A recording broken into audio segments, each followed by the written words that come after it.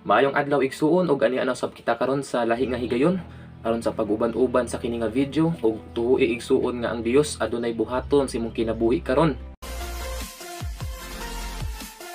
Ug ang atong mensahe karong kahaponon mga igsuon, karong adlaw mga igsuon mao nga ikaw ug ako gihigugma sa Dios ug dili ka deny nga ikaw ug ako gihigugma sa Ginoo. Amen. So ang kamatuoran mga igsuon, kitang tanan nakabuhat og kalapasan sa tong kinabuhi.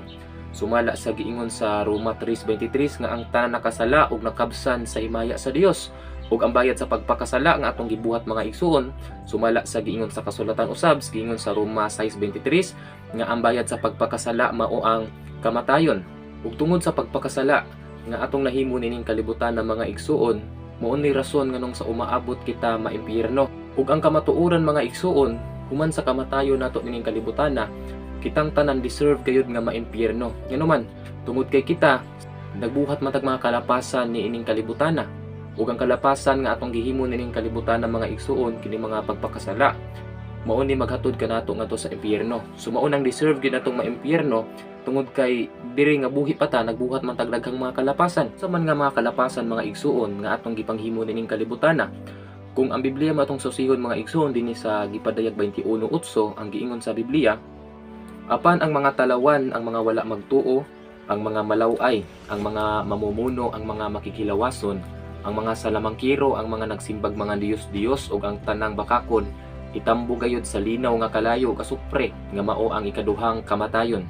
So deserve gyud di ay nato mga igsuon nga silutan gyud sa umaabot. Nganuman, tungod kay bisan dili ta salamangkiro, dili ta tawo nga hilig ug makigilawas, apan kitang mga tao mga bakakon ta aduna tay mga Dios nga ginasimba sa atuang kinabuhi mga igsuon.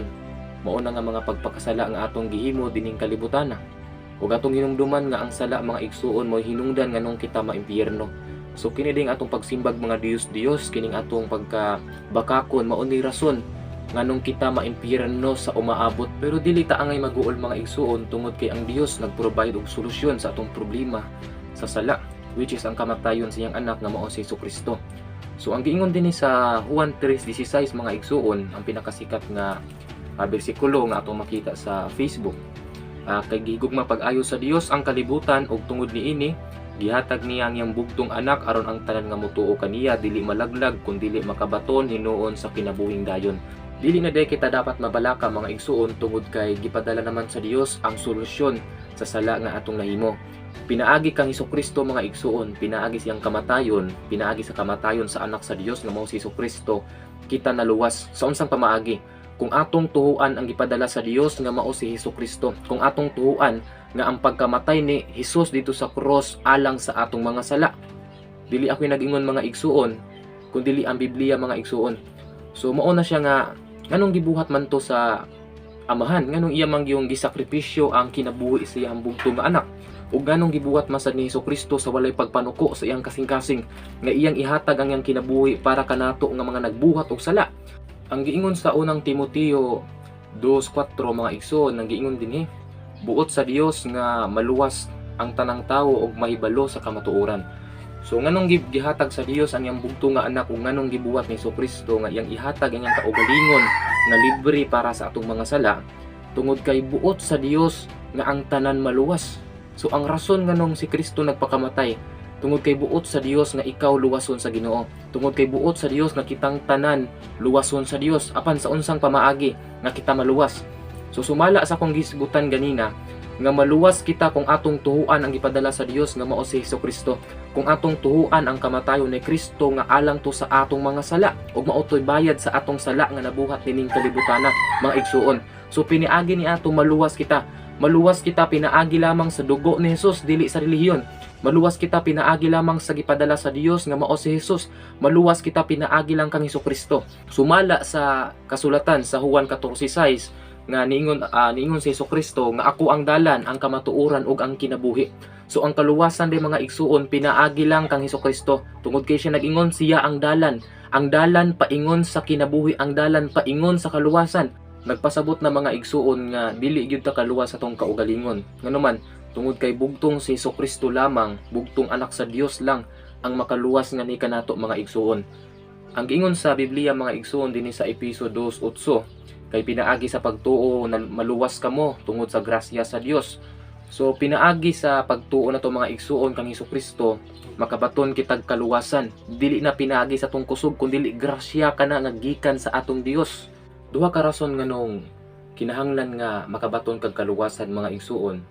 Tungod kay una buot sa Dios nga maluwas ka. Ikaduha gihigugma ka sa Ginoo. Gihigugma ka sa Dios. Ug tungod kay gihigugma ka man sa Dios, dili gusto ang Dios nga umaabot sa imong kamatayon, umaabot sa iyang pagbalik ang imong kapadulungan impyerno. Tungod sa gugma sa Dios nga ni kanatong tanan mga igsuon nga nakabuhat og kalapasan nining kalibutana, nakabuhat og kalapasan sa atubangan sa Dios. Tungod sa gugma sa Ginoo, iyang gisakripisyo ang iyang bugto nga anak.